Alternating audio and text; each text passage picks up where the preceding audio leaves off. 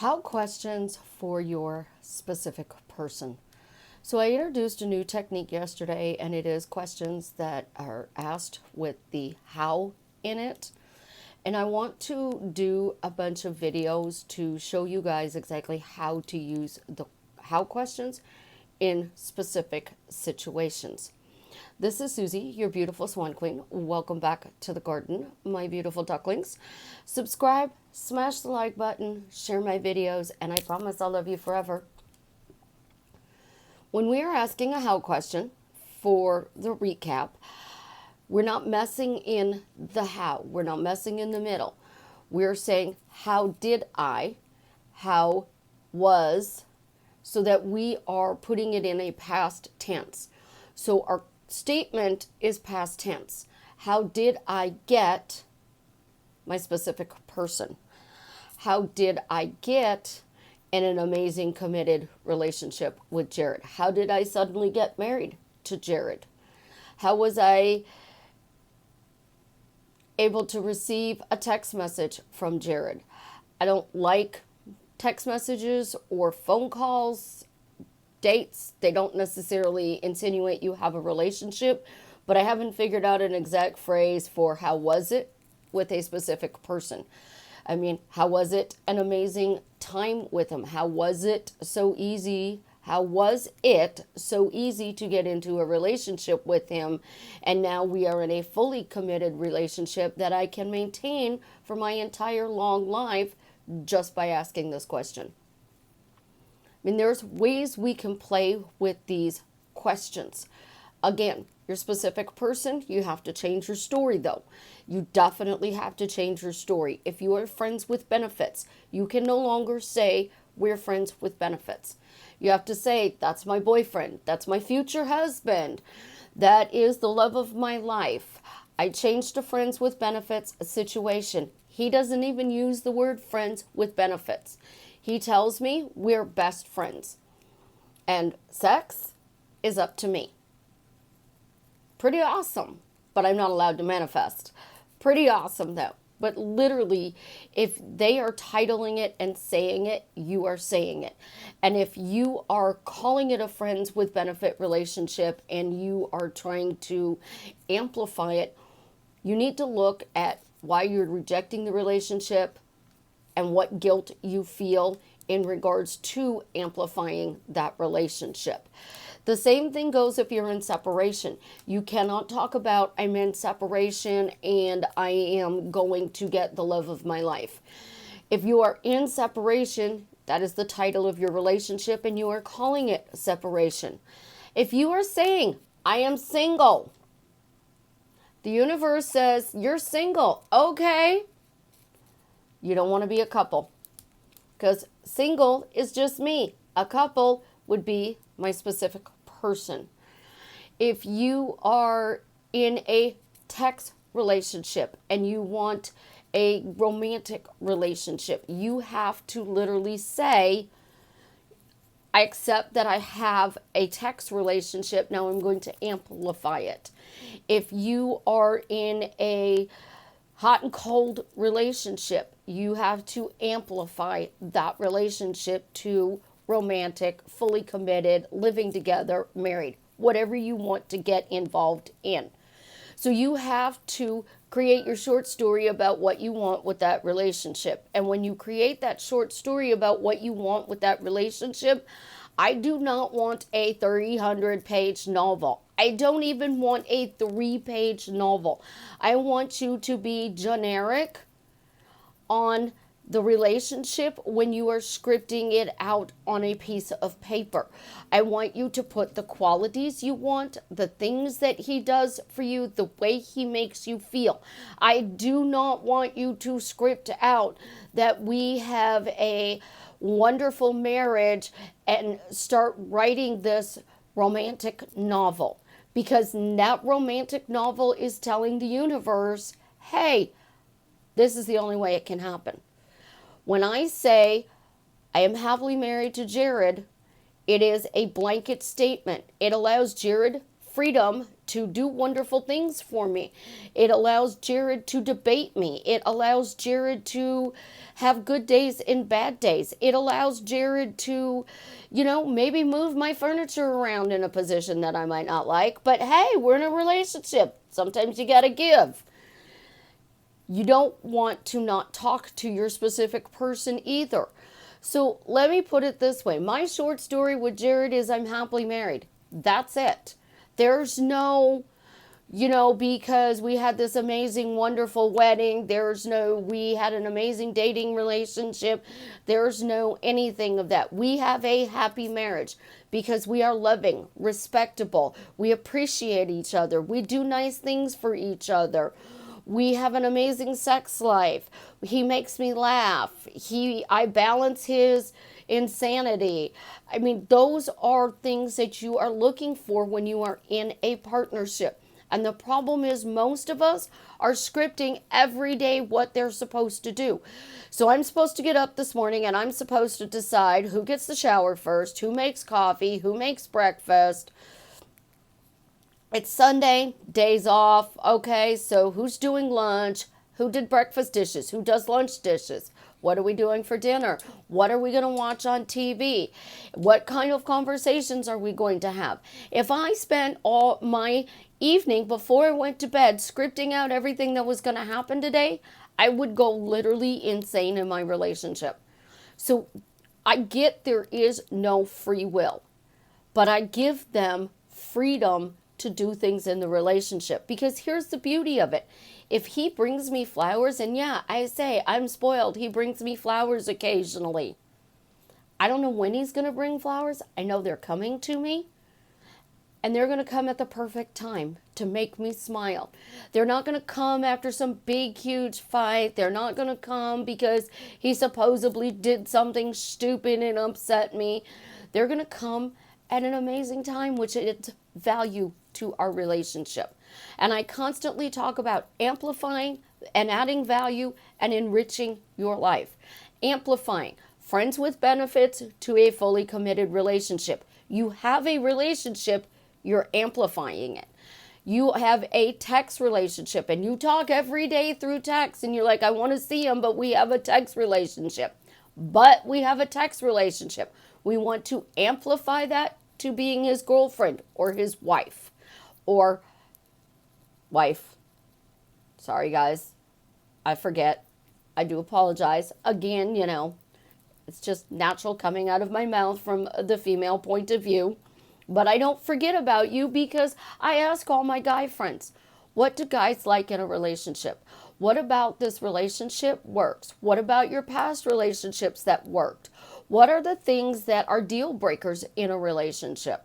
So being needy isn't a deal breaker. I mean, I was making BLT sandwiches at 10:30 at night the other night with my guy, and we were discussing my being assaulted. And he's like, you manifest. You teach people how to manifest. You teach people how to manipulate the universe to get what they want. How do we manipulate the universe and fix this for you? And I said, well, if I was a coaching client, he said, what would you ask him? So I started telling him what I would ask him. And he said, so what's the biggest problem? I said, I don't know the phrase I'm saying in my head. And that's the problem. You guys are saying a phrase over and over and over in your head about what is going on in your relationship. And that phrase is the title you're giving the relationship, because that is the thing you are saying 99% of the time when you think of this relationship. I don't want to be friends with benefits.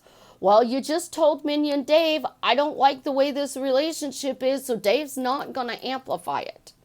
If you're saying we text all the time and I don't like this, I don't want a text relationship, and now you want to be married, well, guess what? You're not going to be married because you have to be able to text when you're married and you're not willing to text this person.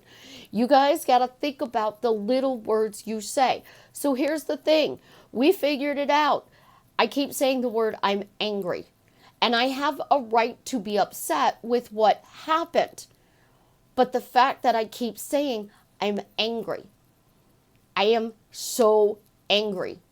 And it's natural. It's normal to feel angry. It's normal to feel angry about being assaulted, just as it is normal to feel angry about not being in a fully committed relationship with the love of your life. The difference is, I'm working to fix it. You're stuck in what's going wrong. So none of the tools, techniques, or tips are going to work until we change that story. So once we change the story, and that has to be one sentence: an amazing relationship, a happy relationship, a wonderful relationship, a fantastic relationship, an incredible relationship.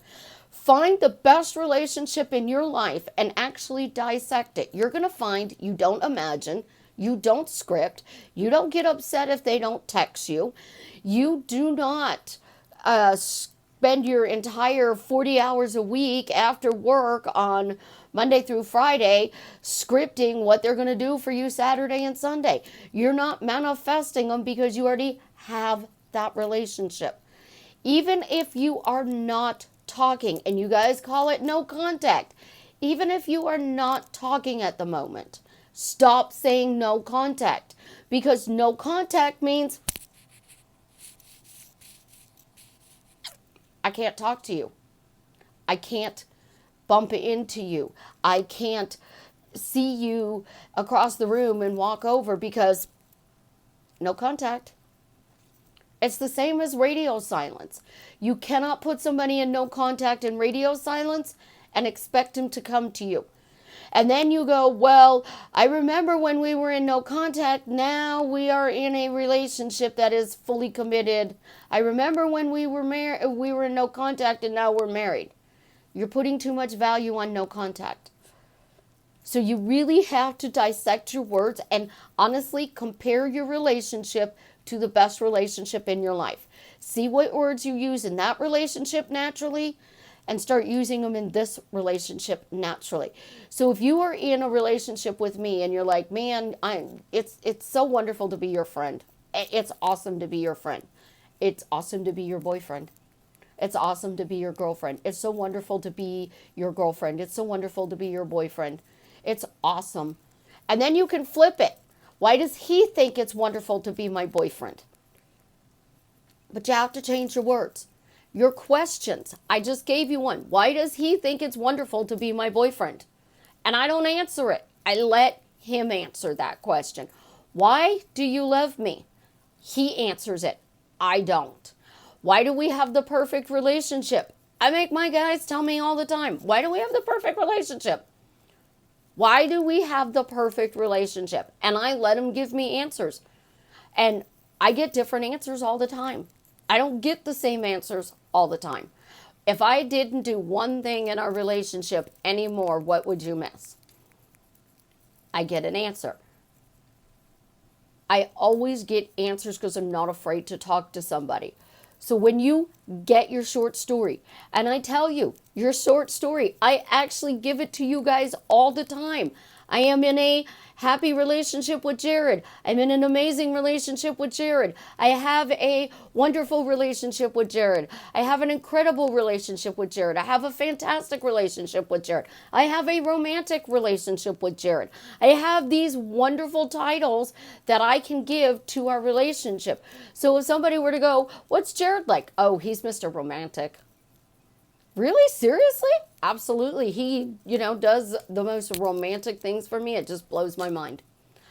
I don't tell them always what they do. But if you want romantic poems, you want love letters, you want candlelight dinners, you define what is romantic to you, and you're going to get that because you're saying your guy is Mr. Romantic. Guys, if you got a woman who's a tom girl and you want her to be more romantic, start talking about the fact that she's romantic. How you come home and she's got candlelight and wine at the dinner table, or candlelight and beer, because I know guys who don't drink wine, or Irish whiskey. The thing is, you gotta pick your definitions. And then when you pick your definitions, your how questions, again, how, what you got, and the reason you got it. So you're saying how, you're making your statement, and you're giving the reason in your question why you got it. So how did I suddenly get married to Jared just by saying, why am I happily married to Jared? How did I suddenly get in a fully committed relationship with Jared by asking this question? How did I receive an amazing gift from Jared by saying he's Mr. Romantic? How did I receive an amazing gift from Jared just by saying he's Mr. Romantic? So now you put his title in there. So you got gifts from him because he's romantic. You are happily married because you're asking this. You are in a fully committed relationship because you're saying this sentence. Your how questions and my why questions are not really that different. I want you to add feelings to it though. How did I get happily married to Jared by simply saying this sentence? How did I get happily married to Jared by thinking it's possible? So the reason I got happily married to Jared is because I think it's possible. By saying this phrase, I created an answer that means you didn't do anything. I'm not saying, how did I happily get married to Jared by begging him to be my husband? How did I get happily married to Jared by creating this amazing script that he's going to follow? No, I am leaving it out to the minions to do their job. How did I get happily married to Jared by simply thinking I can? How did I get happily married to Jared by asking this question? How did I get happily married to Jared by believing I could? How did Jared become Mr. Romantic to me? By me asking this question, by me simply believing it's possible or believing it. So your question is always going to be, how did I? Your end goal, your end. So you don't want to get a text message. You really don't want to put a text message in there unless you really have to have that text message. Then you can put the text message in there. But your end. Text message doesn't guarantee you a relationship. Fully committed, living together, unmarried, happily unmarried, married. That is a fully committed relationship. To say we're dating, that's a middle. To say we're engaged, that's a middle. Yes, you can manifest it in steps, but if you go from the end, those steps happen naturally and you don't have to worry about how it was done. This question, I am going to tell you, do not answer. Do not answer this question. How did I become happily married to Jared? By asking this question. That's your answer, by asking this question. Not because he's romantic, he's funny, he's sexy, he's gorgeous, he spoils me freaking rotten. Do not add anything to the how question. How did I get happily married to Jared? By just believing I could. That's it. Your answer is literally built into the question. My why questions, I load them with feelings. Why did I get happily married to Jared? If you're doing my why questions, you can also do, why did I get happily married to Jared, by just asking this question. So you can replace the why with the how in most of my questions. Add your reason to the question, drop it. Do not walk around and go, well, because he spoils me rotten, because he does this. It's got to be in the end of your question. It must be in the end of your question. So how, statement, the reason you got it, it's phrased in a question, and you are going to get it. Don't do anything else but ask that how question. Try it for 30 days. I know people who have been doing it for a week, and they are getting off the charts responses for it. Because I test my stuff before I bring it out into you guys. I want to make sure it's going to work in a practical way. Try it. Let me know how it works. Love you guys. Have an absolutely positively amazing day. Again, subscribe, smash the like button, share my videos, and as always, tell me how what I'm sharing with you is drastically changing your life for the better.